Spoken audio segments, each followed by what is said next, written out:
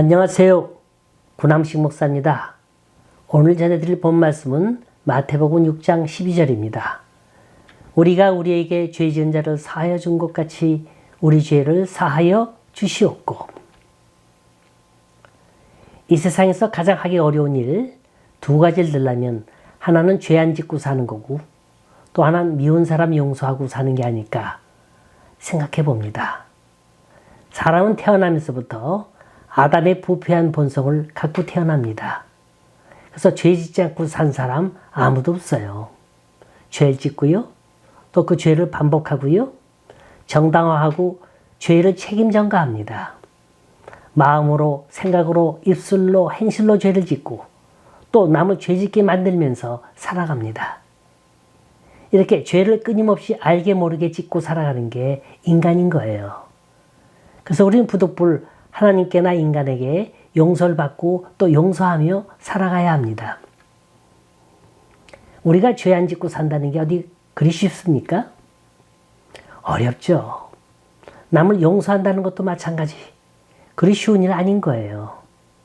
내게 공격을 퍼붓는 사람에게 관용과 친절을 베푼다는 거. 이게 어디 보통 사람이 할 수 있는 일입니까? 서울 수도권 2호선 전철안입니다. 여학생이 전철 안에서 졸고 있는데 어떤 50대 아줌마가 타더니 큰 소리로 외칩니다. 요즘 젊은 것들은 버릇이 없어. 그러니까 여학생이 질세라 대듭니다. 아주머니가 할머니세요? 그랬더니 아니 이게 어른한테 눈을 동그랗게 뜨고 덤벼? 그랬더니 여학생이 대꾸하죠. 아니 사람이 눈을 동그랗게 뜨지 네모나게 뜨나? 이렇게 끝없는 평행선을 긋는 거예요. 어느 한 사람이 져야 할 텐데 져야 말이죠. 그래야 끝날 거 아닙니까? 이 진다는 것, 지겠다고 하는 것, 이건 대단한 용기인 겁니다. 그래야 용서도 있을 거 아니에요? 폴 틸리히라는 유명한 신학자는 인간이 과거를 잃어버리는 방법이 두 가지가 있다고 합니다. 하나는 회개요, 또 하나는 용서라 말합니다. 그는 회개를 이렇게 정의해서 말합니다. 회개란 자기가 잘못한 과거에 대한 가장 위대한 잊어버림의 방법이다. 진정한 회개가 없는 한 결코 그는 후회와 가책과 자기 학대와 모멸감으로부터 자유할 수가 없다. 또 용서란 다른 사람이 잘못한 과거에 대한 잊음의 방법이다.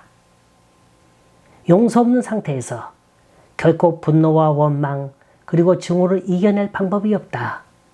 따라서 두 가지 회개와 용서만이 인간이 부정적인 과거를 씻을 수 있는 좋은 해결책이다. 이렇게 말합니다. 인생을 복되게 하는 방법이 바로 여기 있는 거예요. 그래서 주님은 회개와 용서 이 두 가지 상관성을 갖고 우리에게 주기도문을 말씀하고 계십니다. 지난 시간 우린 일용할 양식을 왜 구하라고 하셨는지 말씀을 나눴습니다.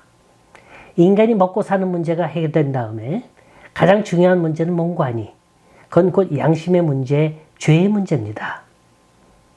우리에게 있는 고통의 이유는 가난, 질병, 여러 가지가 있을 수 있겠죠. 허나 사실 고통의 가장 근본적인 문제는 죄와 죽음의 문제입니다. 몸이 아플 때 사실 아파서 문제가 아니라 이것 때문에 내가 죽지 않을까 하는 쓸데없는 근심 걱정하는 게 더 큰 문제인 거예요. 병의 밑바닥엔 죽음에 대한 두려움이 항상 짙게 깔려 있습니다. 내 몸이 이상하다, 심각하다, 이거 암 아니야? 이러다가 내가 죽는 거 아니야? 하도 암 환자가 많이 죽는 걸 보니까 두려움이 앞서요. 허나 이 죽음보다도 더 큰 문제가 바로 죄의 문제인 거거든요. 죽어서 천당 가는 게 보장된다면 그 죽음이 뭐가 두렵겠습니까? 예수님이 가버나움 회당에서 말씀을 가르치고 계셨어요. 이때 친구 네 사람이 회당 지붕을 뚫고 죽분병자를 들것에 실려 내렸습니다. 주는 그 친구들의 믿음을 보시고 이 죽분병자를 고쳐주시고 한 말이 뭔지 아세요? 소자야, 내 죄사함을 받았느니라. 결국 이 환자의 병의 원인이 뭐였어요? 죄의 문제였어요. 이 죄 문제가 해결되고 나니까 지난날의 그 모든 고통스러운 병들이 깨끗이 사라지더라는 겁니다. 내가 왜 이럴까? 우리가 그토록 고민하고 안타까워하고 해결할 수 없는 그 수많은 문제들을 추적해보면 결국엔 하나님과 나 사이에 해결하지 못한 죄의 문제가 밑바닥에 깔려 있는 겁니다. 물론 먹고 사는 문제 중요하죠. 그래서 일용할 양식을 달라고 기도하라 그러시지 않으셨습니까? 그 다음에 이어지는 기도가 바로 죄의 문제인 거예요. 우리가 우리에게 죄 지은 자를 사하여 준 것 같이 우리의 죄를 사하여 주옵소서. 개역 개정판 번역은 어떻게 됐냐면 우리가 우리에게 잘못한 사람을 용서하여 준 것 같이 우리 죄를 용서하여 주시고 이렇게 돼 있어요. 영어는 이렇습니다. Forgive us our debts as we forgive our debtors. 이 forgive, 용서한다의 동사의 히라보 원어는 아페스라 써 있습니다. 이것은 뜻이 떠나게 하다, 허락하다, 사하여 주다, 탕감하다, 용서하다 등등의 여러 뜻이 있어요. 이 부분을 원어가 지닌 의미 그대로 직역을 한다면 어떤 번역이 나오냐면 우리가 우리에게 빚진 자들을 사하여 준 것 같이 탕감하여 준 것 같이 우리의 빚도 사하여 주옵소서 탕감하여 주옵소서.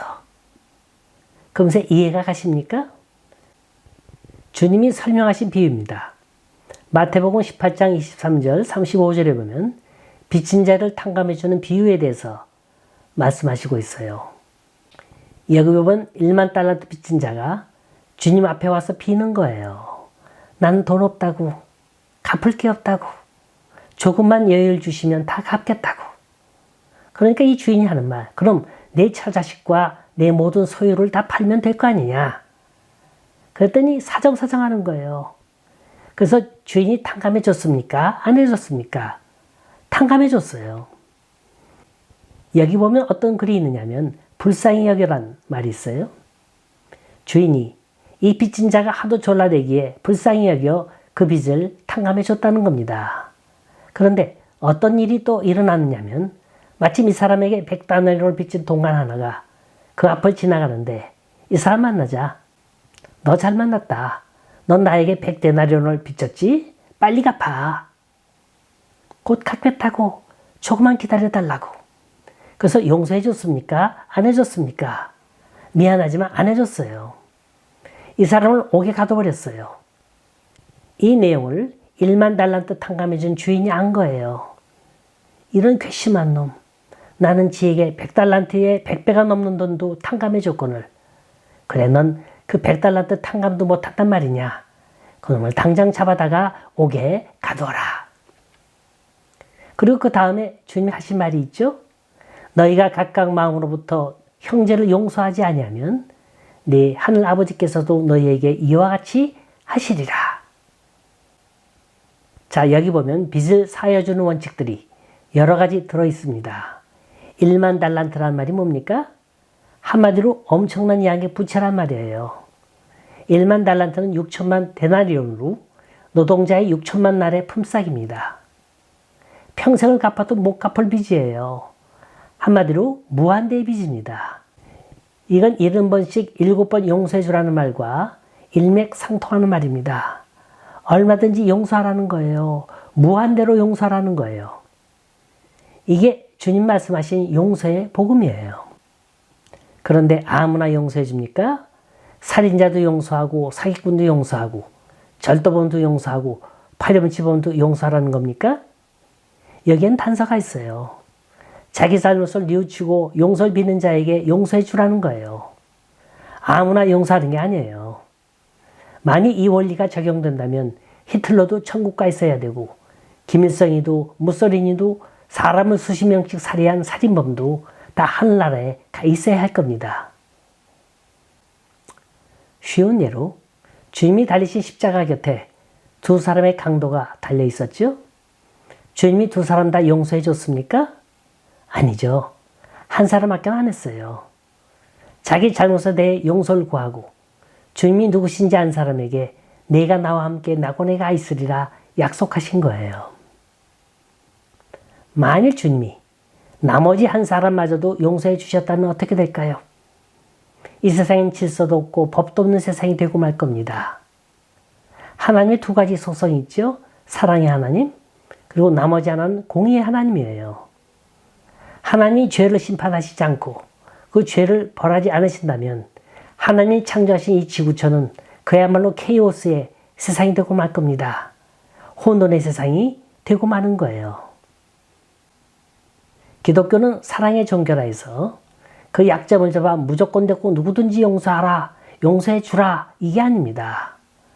물론 궁극적으로 가서 그들이 잘못을 깨닫고 용서를 빌 때 용서해 주는 거지 그들이 뭘 잘못했는지 모를 때는 그 용서는 이루어지지 않는 거예요.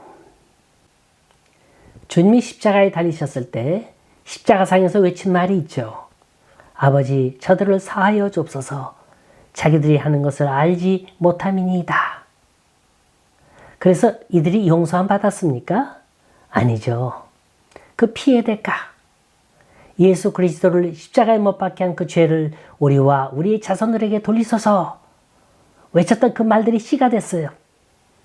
이들은 2000년 동안 떠돌이 백성이 됐고 600만이나 넘는 유대인들이 독일 나치 정권에 의해서 학살됐고 얼마나 많은 고난과 고초를 겪었습니까? 못을 기둥에 박다가 그 못을 빼면 못은 없어지지만 못자국은 남는 거예요. 죄란 어떤 모습에 있어서든지 정당화될 수 없습니다. 다 그만한 대가를 치러야 되는 거예요. 남의 돈을 빌려서 못 갚았습니까? 떼어먹었어요? 그럼 그만큼 크레딧은 나빠지는 거예요. 남을 속였습니까? 남에게 해를 끼쳤나요? 남을 억울하게 했어요? 그러면서도 그게 잘못인 줄 모릅니까? 그럼 그 사람에 대한 인생 크레딧은 엉망되는 거예요. 세상에서 쌓은 크레딧도 이와 같은데 한 나라에 아무런 크레딧 없이 들어갈 수 있을 거라 생각하시나요? 천만에요. 그럴 수는 없는 겁니다. 오늘 한 나라는 행위로도 못 가고 공로로도 못 가는 거예요. 믿음으로 가는 곳이에요. 은혜로 가는 곳입니다. 제가 말하는 크레딧이란 바로 그거예요. 믿음도 없는데 구원함 받지도 않았는데 은혜를 사모하지도 않았는데 거저 들어갈 수 있는 곳이 아니란 말입니다. 자, 오늘은 용서에 관한 메시지예요. 그리스도 로마 신화를 읽어보면 거기에 등장하는 신들의 공통점은 용서가 없다는 거예요. 그래서 천상에 있는 신들임에도 계속 전쟁만 하는 겁니다. 보복과 복수만 계속될 뿐이죠. 한마디로 용서가 없는 곳엔 오직 다툼과 분쟁과 상처뿐인 겁니다. 그러나 성경의 하나님은 용서와 사랑의 주님이세요. 천국은 완전한 사람이 가는 곳이 아니라 그리스도의 십자가의 보혈로 용서받은 사람들이 가는 곳입니다. 이처럼 기독교는 용서의 신학을 본질로 하고 있습니다. 영국에 유명한 웰링턴 제독이 있었어요. 이 사람이 한 번은 상습적인 탈영병 부하에게 사형 선고를 내리기 직전입니다. 웰링턴이 이렇게 말합니다. 난 너를 교육도 시켜봤다. 나는 너와 상담도 해봤다. 나는 너를 처벌도 해봤다. 나는 채찍을 들어 너를 때려도 봤다. 그리고 노동도 시켜봤다. 근데 너는 돌이키지도 않았고 새로워지지도 않았다. 별 수 없이 너는 죽어야 한다. 이때 지혜로운 부하 한 사람이 웰링턴 제독에게 나와서 이런 말을 합니다. 카카께서는 이 사람에게 아직 한 가지 시도하지 않은 게 있습니다. 그게 뭐지? 카카는 이 사람을 용서해 보신 적이 없습니다. 이 지혜로운 부하의 충고를 받아들여 그 사병을 무조건 용서해 줬다는 거예요. 그 이후에 이 사람은 놀랍게 변했습니다. 그는 다시는 탈영하지 않았죠. 그리고 충성스러운 부하가 됐다는 일화가 있습니다. 용서가 가져온 삶의 변화죠. 오늘 우리에겐 용서의 은총이 필요합니다. 독일의 신학자인 F.B. 마이어는 오늘 본문의 말씀을 이렇게 해석하고 있습니다. 우리는 날마다 일용할 양식이 필요하듯이 날마다 하나님의 용서가 필요한 자들입니다. 우리 인간을 위한 주님의 가르치신 기도가 어떤 형식으로 이루어졌는지 한번 문장상의 구조를 살펴보세요. 오늘날 우리에게 일용할 양식을 주옵시고 여기서 끝나는 거예요? 아니에요. 계속되는 문장이에요. 그리고 우리의 죄를 용서해 주옵소서. 그러면서 또 그리고 이렇게 연결되는 거예요. 그리고 우리를 시험에 들지 말게 하시고 그리고 악에서 구하옵소서. 이 그리고의 의미가 뭐냐? 그건 용서를 구하고 받고 하는 건 우리가 일용할 양식을 구하는 것만큼이나 중요하다는 겁니다.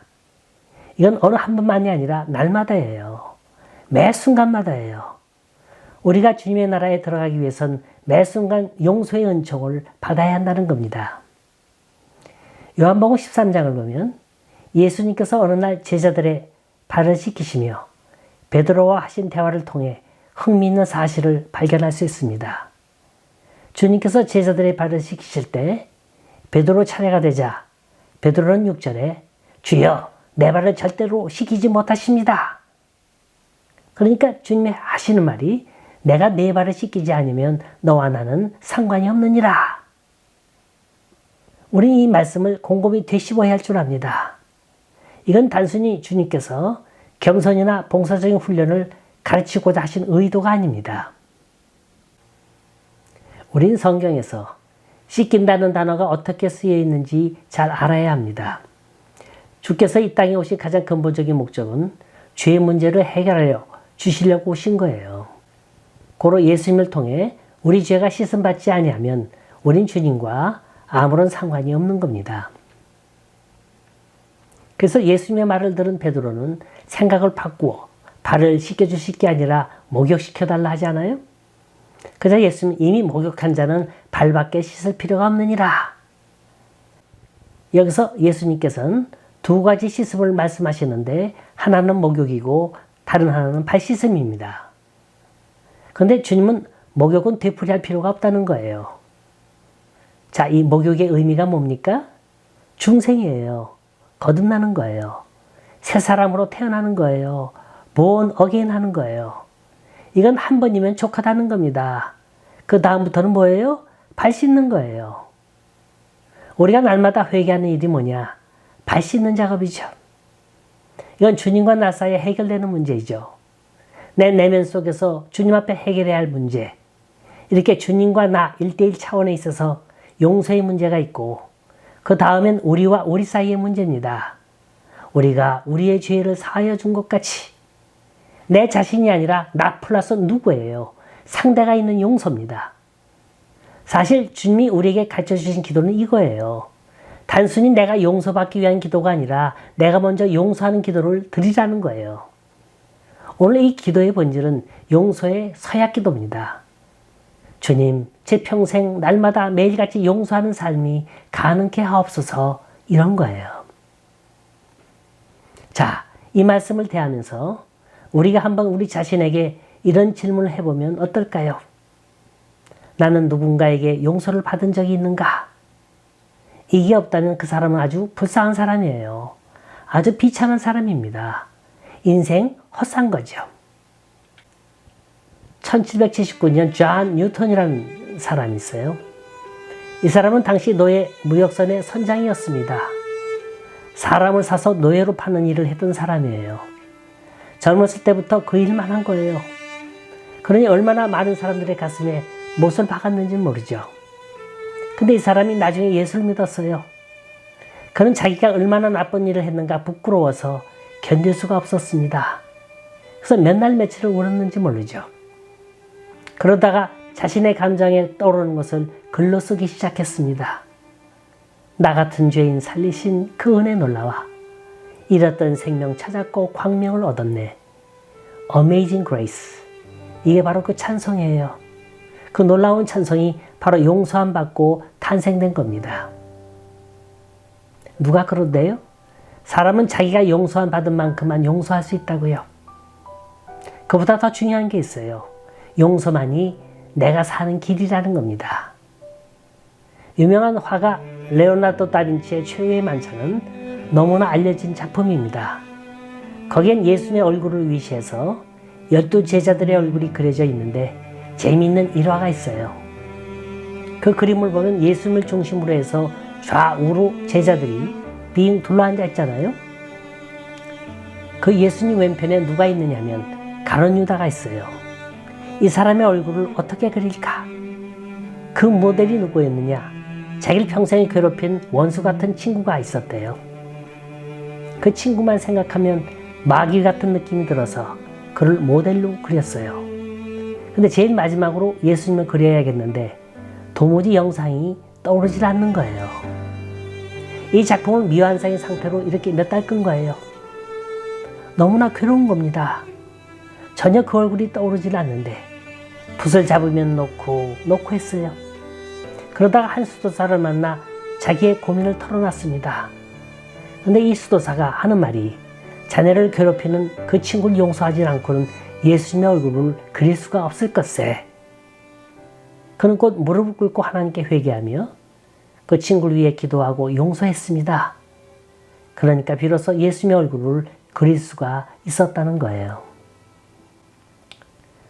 훗날 이 그림을 사랑하는 사람들이 최후의 만찬에다가 3F의 별명을 붙여줬답니다. 그 3F라는 게 Forgive, Forget, Forever. 용서하라, 잊으라, 영원토록. 그게 3F예요. 우리 서로 용서하세요. 잊으세요. 그리고 영원토록. 이게 내가 잘되고 내가 복받고 모든 사람이 잘되고 복받는 길임을 믿으시기 바랍니다.